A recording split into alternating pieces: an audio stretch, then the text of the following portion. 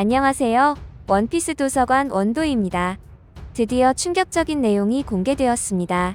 저는 샹크스가 이중 스파이 노릇을 하고 있다고 분명히 말씀드린 적이 있습니다. 오늘 소름 돋는 이야기를 해보겠습니다. 원피스 세계관의 역사를 뒤흔든 정상전쟁의 서막에서 카이도가 흰 수염을 공격하기 위해 움직였다는 정보는 당시 세계에 거대한 충격을 주었지만, 이 사건의 이면에는 단순한 세력 다툼 이상의 복잡한 관계와 동기가 숨어 있다는 것이 밝혀졌습니다.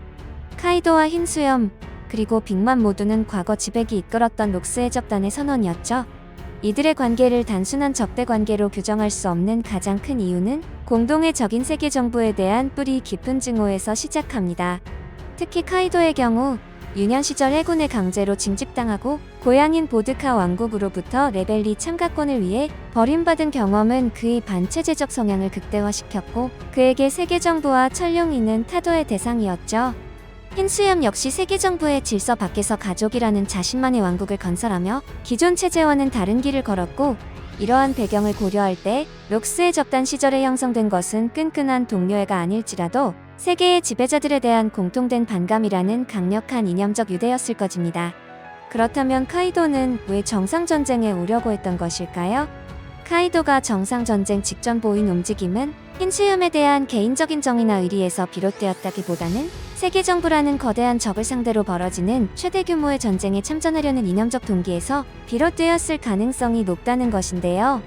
흰수염 해적단과 해군 본부 및 왕위 부하 칠모에가 총력전을 벌이는 마린포드는 카이도가 평생 갈망해온 세계를 뒤엎을 거대한 전쟁의 무대로서 더할 나위 없이 완벽한 장소였다는 것입니다.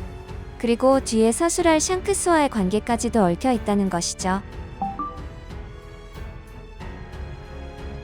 카이도의 행보를 빈집털이, 즉 흰수염의 부재를 틈타 그의 영역을 차지하려는 기회주의적 행동으로 해석하는 시각이 존재하는데요. 이는 사왕 간의 세력 균형이라는 측면에서 합리적인 추론처럼 보이지만, 이러한 해석은 카이도라는 인물의 핵심적인 캐릭터성을 간과하고 있다는 것이죠. 그의 삶의 목표는 부와 명예, 혹은 영토 확장이 아니었고, 그는 호쾌한 죽음과 세계 최대의 전쟁을 통해 자신의 존재를 증명하고 싶어하는 파괴적인 낭만주의자였습니다. 그래서 카이도는 항상 죽고 싶어 했죠. 그러다가 다시 깨어나면 전쟁을 하고 싶다는 말만 반복했다는 것이죠. 이러한 관점에서 볼 때 정상전쟁은 카이도에게 있어 일생일대의 기회였고, 약화된 라이벌인 흰수염의 뒤를 치는 비겁한 방식은 그에게는 부합하지 않는다는 것입니다. 오히려 해군 본부의 최고 전력과 정면으로 충돌하는 흰수염의 편에 서서 전쟁의 규모를 극한까지 끌어올리는 것이야말로 그의 욕망에 가장 충실한 행동이라는 것이고, 만약 백수 해적단이 흰수염 해적단에 가세했다면 해군 본부의 패배는 거의 확실시되었을 것입니다. 게다가 흰수염도 죽지 않았을 것입니다. 신체적 전성기에 있는 카이도는 노쇠한 흰수염과 달리 아카이누의 마그마 능력에도 더 효과적으로 저항했을 가능성이 크며, 이는 전쟁의 판도를 완전히 뒤집을 수 있는 완벽한 변수였을 것입니다. 결론적으로 카이도의 마린포드행은 전략적 계산이 아닌 그의 본질적인 파괴 충동과 연극적인 자기과시의 발현으로 해석하는 것이 타당하다는 것입니다. 그는 세계라는 무대 위에서 가장 화려하고 거대한 마지막 연극에 참여하려는 주연 배우와 같았고, 흰수염을 돕는 것은 그 연극을 가장 극적인 클라이맥스로 이끌 최상의 시나리오였으며, 이는 그의 뒤틀린 야망을 실현하는 가장 완벽한 방법이었습니다. 일부에서 제기된 카이도가 에이스를 마음에 들어해 도우려 했다는 이론 역시 이러한 큰 그림 아래에서의 부차적인 동기로 볼 수 있다는 것이죠. 하지만 이렇게 완벽한 스토리를 막아선 남자가 있습니다. 그 남자는 바로 샹크스였죠. 이게 문제라는 것입니다. 카이도의 이러한 움직임을 막아선 것은 또 다른 사왕 샹크스였고, 여기서 가장 중요한 단서는 샹크스와 그의 간부들이 정상전쟁 종결 시점에 상처 하나 없이 멀쩡한 모습으로 마린포드에 나타났다는 점입니다. 이는 두 사왕 세력 간의 전면전이 벌어지지 않았음을 시사하며, 만약 무력으로 카이도를 제압했다면 샹크스 측 역시 막대한 피해를 피할 수 없었을 것이기 때문입니다. 따라서 샹크스는 전투가 아닌 다른 방식, 즉 협상이나 설득, 혹은 압도적인 위협을 통한 단기적인 충돌로 카이도의 참전을 막았다고 추론할 수 있습니다.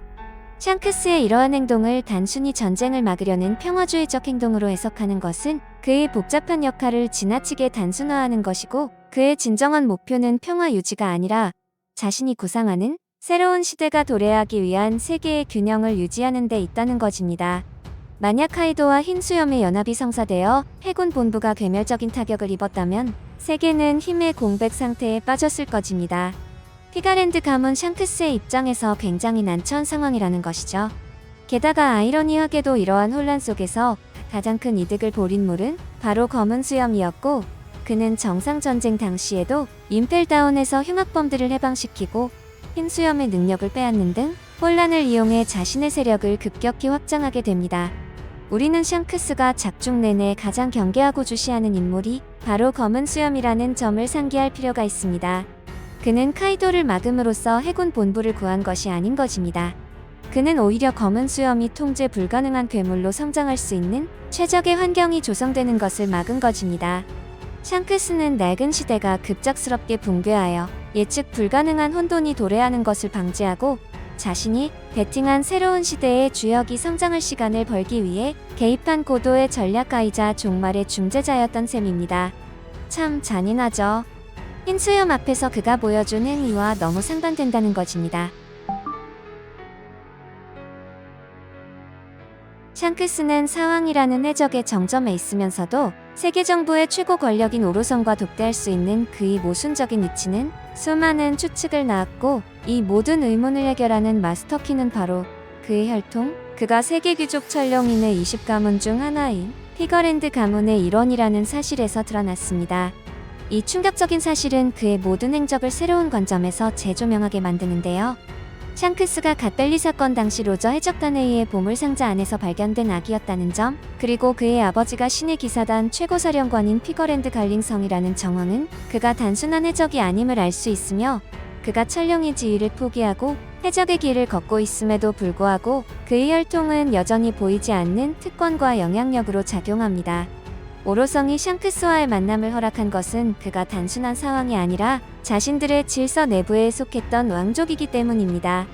샹크스의 해적이라는 정체성은 일종의 전략적 위장막으로 볼 수 있고 이 정체성은 그에게 세계 정부의 엄격한 위계 질서에서 벗어나 독자적인 군사력을 구축하고 자유롭게 행동할 수 있는 권한을 부여합니다.